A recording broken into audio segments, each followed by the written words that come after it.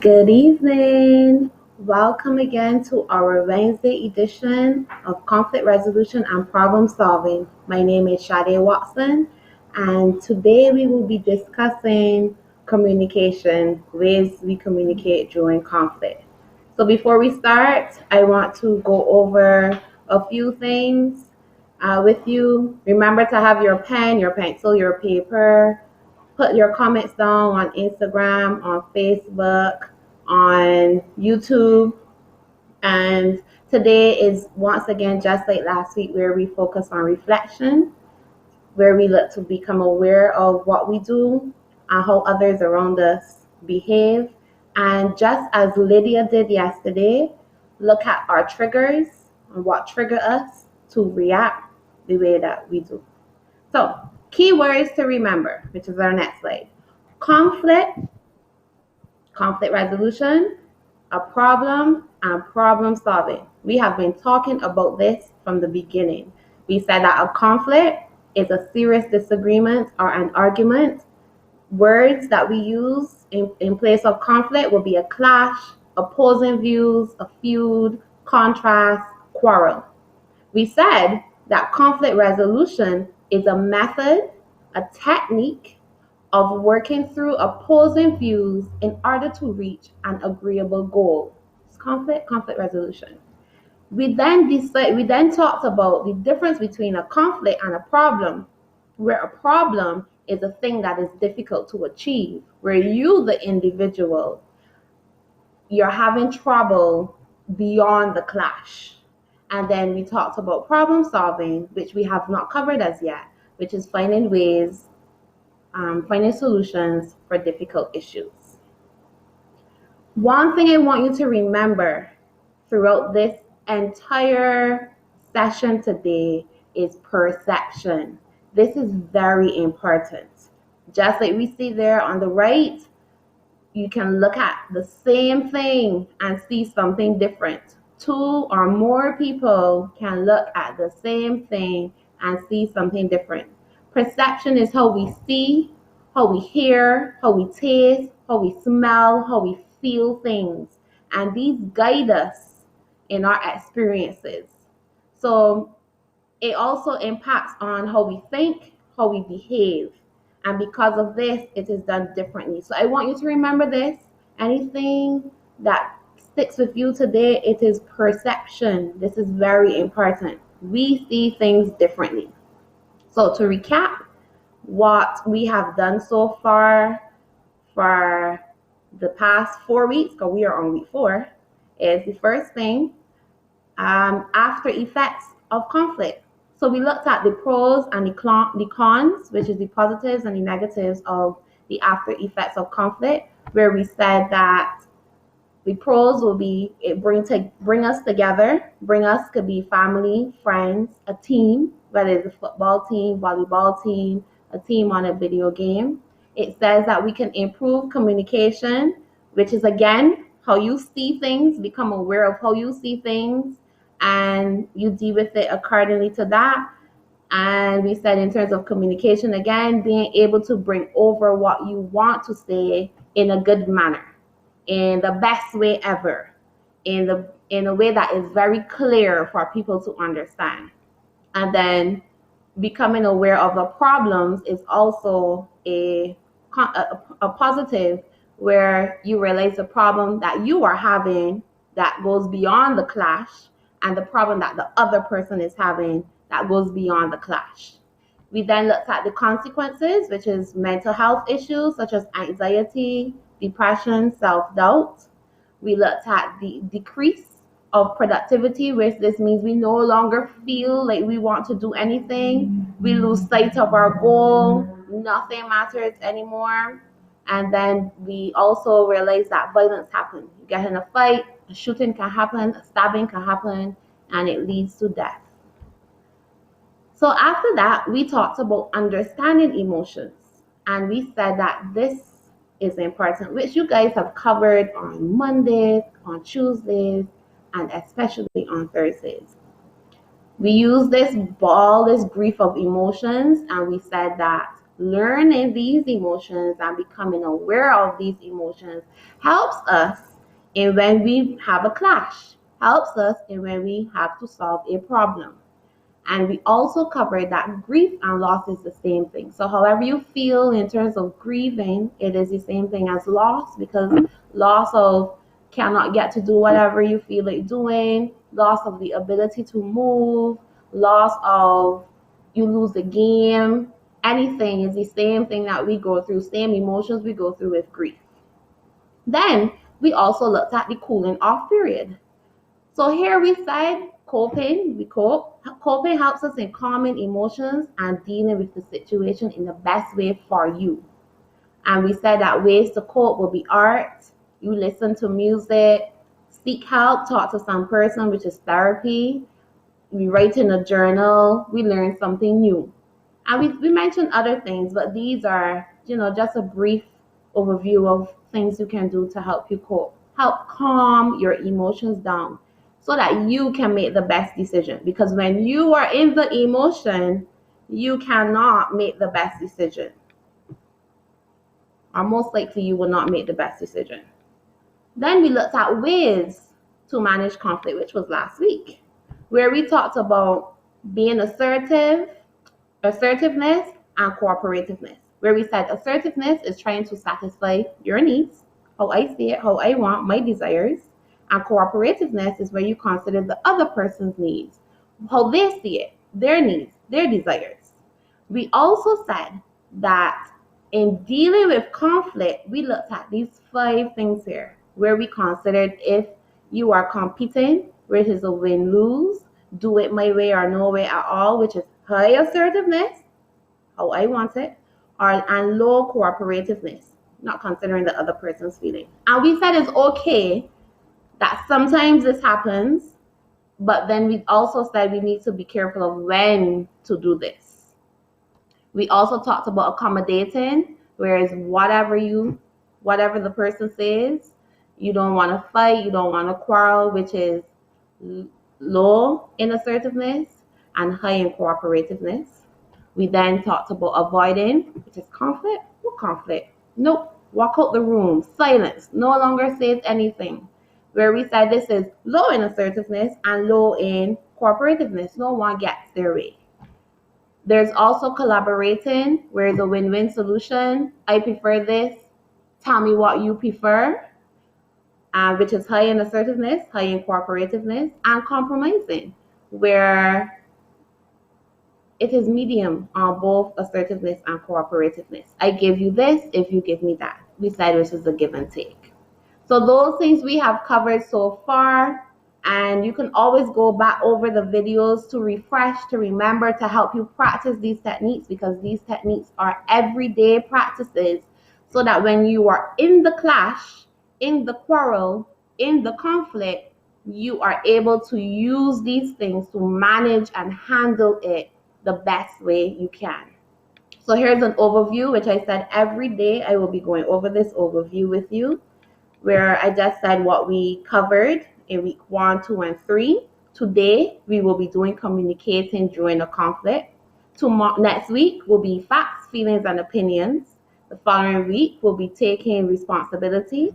After that will be mediation. And then the last week, which is week 8, will be identification, problem, and solution finding. So today, communicating during a conflict. My question for you to think about as we go through this is, how do you communicate during a conflict? Do you argue? Do you shut down? Do you yell? Do you scream? Do you storm off? Do you shrug your shoulders? Are you aware if there are non-verbal communication cues, verbal communication cues? What is the best way for you to communicate? And what are your triggers? Remember, your triggers are important because those impact on how you see, hear, feel, everything, your perception. So these are questions I'm about to ask you to write down, put in the comments, think about, so that as I gave you some information further down, you are aware of yourself. Remember, it's reflection time. Okay, so do you listen to what the other person is saying when you are in a conflict, when you are arguing, whether it is with a friend, with a classmate that you just cannot stand, with a teacher, with the boss man, with your parents, your aunties, your uncles, your family members, your neighbors? Do you listen? Not here. Do you listen? Where is your mind when the person is speaking or acting out? Acting out meaning basically their behavior. So what are you thinking when they're behaving however they are behaving, whether it is a negative behavior or not? Where's your mind? That impacts on if you are listening. Do you listen without bias? What does that mean? So, bias, again, is based off of our perception. So, however you are seeing a situation impacts on how you listen to something. So, listening without bias is taking your own opinion, your own judgment, your own feelings out of the situation so you can actually hear and take in what the person is saying at that moment and as it is. When you are biased, if the person shrugs their shoulder, if they put their face like this, if they do this, whatever it is they do, or whatever it is that they say, it impacts, which means it causes you to see and think of it in your own way, in however you are seeing it. And sometimes that is not the way the person is intended to make you see, hear, or feel. So just remember that, your own biases. And the next question, does the person speaking affect how you listen? What does that mean, Sade? That means, is it my mother telling me to go wash the wares compared to if my sister was saying go wash the wares? Is it a teacher that is fun and friendly telling me about my behavior, how to improve, or even teaching the subject compared to a teacher that is rude, that is unmannerly, that is strict, that doesn't listen, that you do not like? Who are you going to listen to? That impacts on communication. Is it the friendly neighbor or the neighbor that's just not so friendly or the person that just says hi? Is it some person you like versus some person you do not like? Even in music, who are you listening to? Are you going to listen to a particular artist because this is the artist that you like? And no matter what this artist bring out, you all for the artist compared to some other musician that you don't like, don't know anything about. Would you listen to their music? Or would you listen openly? I want you to reflect on those. Those are listening techniques. Those are, do I listen? Step one in communication is listening. I give you some time to put back up the questions. Do you listen to what the other person is saying? Where's your mind when the person is speaking or acting out? Do you listen without bias? Does the person speaking affect how you listen? Just take note. Because if the person is speaking affects how you listen, you aren't listening. You're not taking in what is being said. And that is an issue because you miss what may be important in even to solve a problem or to solve a conflict because you're not listening. Moving on to the next set of questions. How do you behave during a conflict? Do you fight? Do you storm off? Do you just go silent? Do you do what we talked about last week and just say whatever you have to say? What is your behavior like? Do you get loud? Do you get passive aggressive, which is, do you say what you want without saying it to force the person to do it without you asking them to do it? Smart way of doing stuff. Are you aggressive? Are you passive? Just very calm and you let things slide. Or are you assertive and confident in what you are saying during a conflict? Do you pause before responding? I know a lot of people don't pause. Do you pause? Some person just told you something that you do not like, you don't want to hear. What is your response? Do you pause before responding? Whether it is face get pushed up like this, whether it's just stoops, whether it's just shrug your shoulders, you storm off, no mommy, you answer with an attitude, whatever it is there a pause? Is your response about what the person just said? So some person said something to you, you don't like it. What are you responding to? Are you responding to what they just said? Are you responding to how you feel and how you feel and how you interpret it and what you want to say because you want to get your word across? What is your response like? Does the person speaking or acting out affect how you respond? So again, many children kind of like mute mommy for mommy quarreling and mommy stating all of these things. So mommy can quarrel. Some people mute mommy. That affects how you respond. Daddy can say something for those who have daddy involved. How are you going to respond when he says something just as strict as mommy? Who impacts your response? Your friend tells you something and it could be an insulting when you may take it as a joke. Whereas some person you don't know can be jokingly doing the same thing and you feel offended. Does your response impact on who is doing it to you? So we're going to pull back up those questions. We're going to go over them again. These are concerning your response. Do you behave? How do you behave during a conflict? Do you pause before responding? Is your response about what the person just said? And does the person speaking or acting out affect how you respond? Remember, we are reflecting right now. Honesty is very important because these impact on your communication, how you hear and how you speak, how you take in something and how you send it back. Very important. So, what is communication? Do you know? Communication is the process of sending and receiving information. Sending and receiving information. So I want you to think of ways you send information and ways you receive information. And this information can be sent verbally and non-verbally. Via your mouth, without your mouth. Non-verbal will be shrugs, stoops, whatever, you just walk away, silence.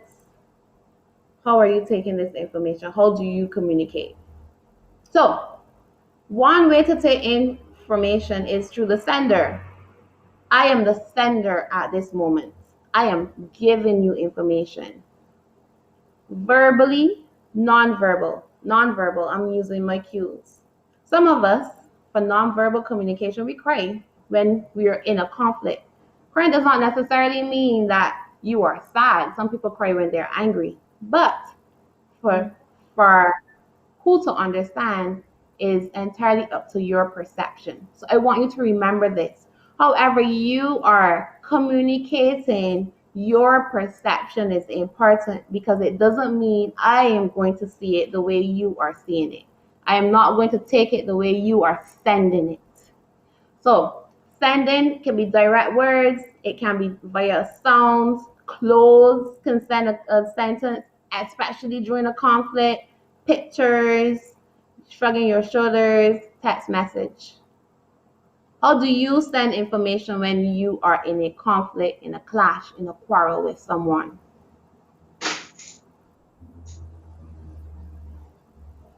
The next one will be the message. The message is the meaning produced by the source which is the sender, for the receiver, which is the person who's hearing it on the other end.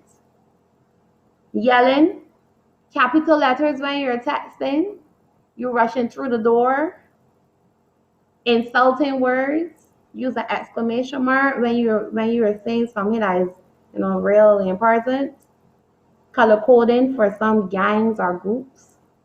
It is a point being made. How one delivers the message is the message. And again, this is based off of perception. Because how I am thinking, I am delivering the message doesn't mean that it's how you are receiving the message. Moving on. The channel. No, the channel is the way in which the message travels between the sender and the receiver. So, the volume of the TV, face to face, text message, email, Instagram, status update, a voice note, a phone call, the video game chat group, the video chat. This is the way in which the message is traveled.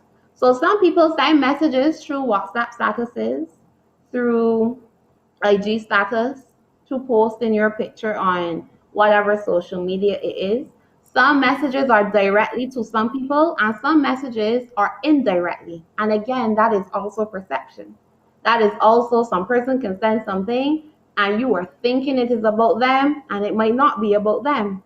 Some person can send something and their intention is for you to see it and for you to hear it, but it's not directed at you.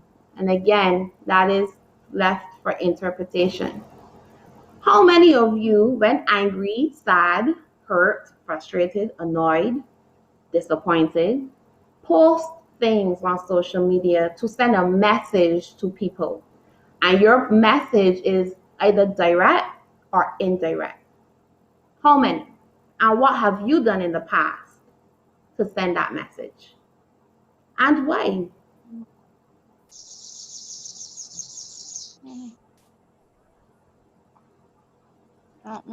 Next, the receiver.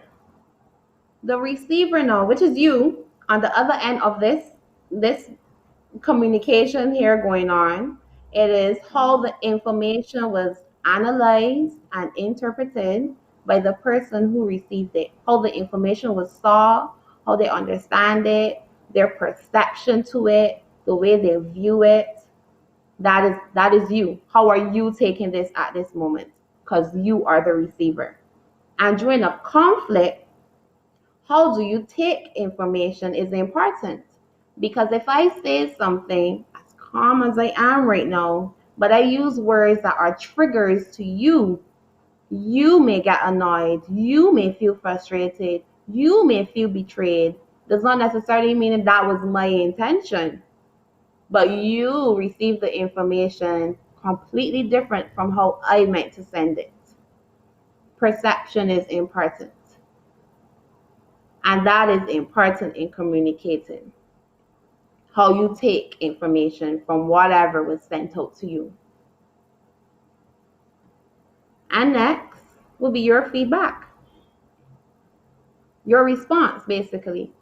So if you take something and it was to you, I sent it out and it was negative, what is your response like? Most people on reflect sends back a negative response, whether it is words or silence or ignoring, we send back a negative response. And these are things I want you to pay attention to when communicating. So, my question to you, two questions. Do you listen without bias? Do you think you can get it done? Do you think you can listen without bias? And do you observe without bias?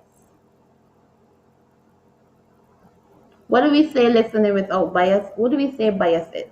Bias is your perception, how you see things, how you take things. So if, for example, some person is saying something that is very important And for you, you are accustomed to things being done in a song. Are you accustomed to things being written in a particular way? You are accustomed to structure. Are you accustomed to chaos? How are you going to receive that information? How are you going to listen to that information without saying, I accustomed to this. This is what I prefer it to be. How are you going to listen to some person if they're not speaking in a way that you want them to speak to you? If they're not doing things that you want them to do to you? All of that is our bias, and all of that impacts on our communication. So just remember, today is perception, biases.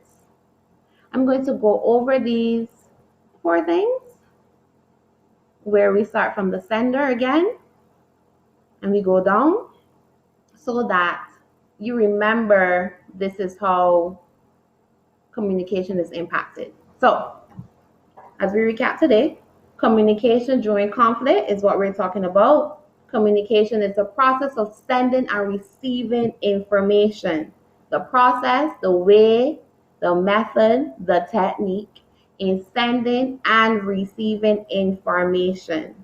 So it is important as we communicate with people to remember how we see, how we smell, how we taste, how we think, how we behave, how we interact, how we interpret is based on what we call perception. How I see things. And if you take our perception and put it one side, it's not to ignore it. You acknowledge it, you become aware of it, and we put it one side.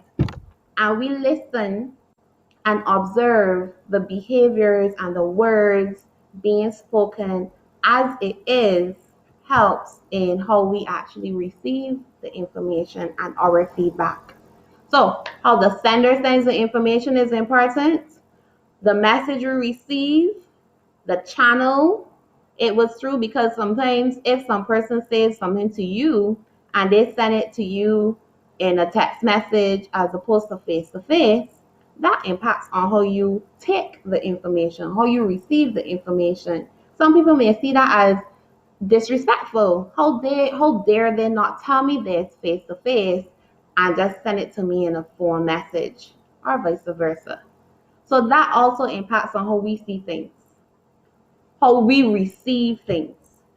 And from the sender to the receiver is based off of what? Perception. Perception. So I send something, you receive it.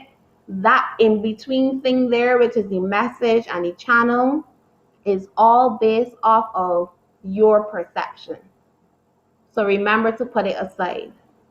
And your feedback, once again, depends on how you receive the information. So before you feedback, and this is just my little tip for you for today, before you do your feedback, pause. I want you to pause.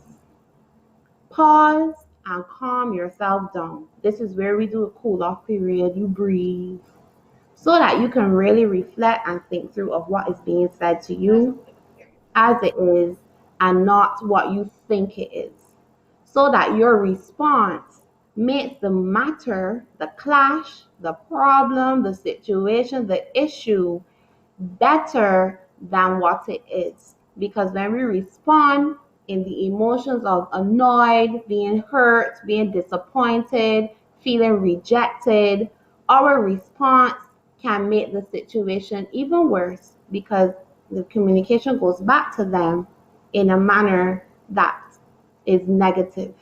Whether it came to you negative, you the individual, you the person, your responsibility is to work on how you send back the information, so the problem on your end is not in a clash. So the problem on your end is not negative.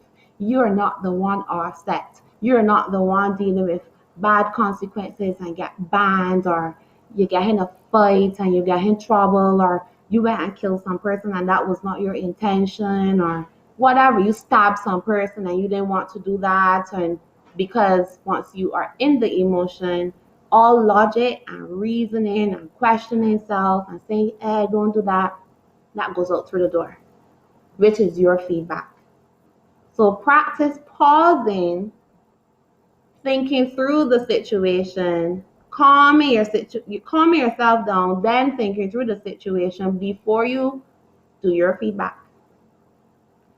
So today, I want to leave you with one thing. Look at this image here and, show some person this image and see if you can say what you are seeing. This is perception. Two people can look at the same thing and see something completely different. So my question for you, which is your homework, you put on Instagram, on YouTube, on Facebook, you jot it down for yourself, you show your family members and your friends this, try to figure out what people are seeing. Are you seeing the vase or are you seeing the two faces? Which one are you seeing? And that is it for the day. I will see you guys next week, Wednesday. Bye. Bye.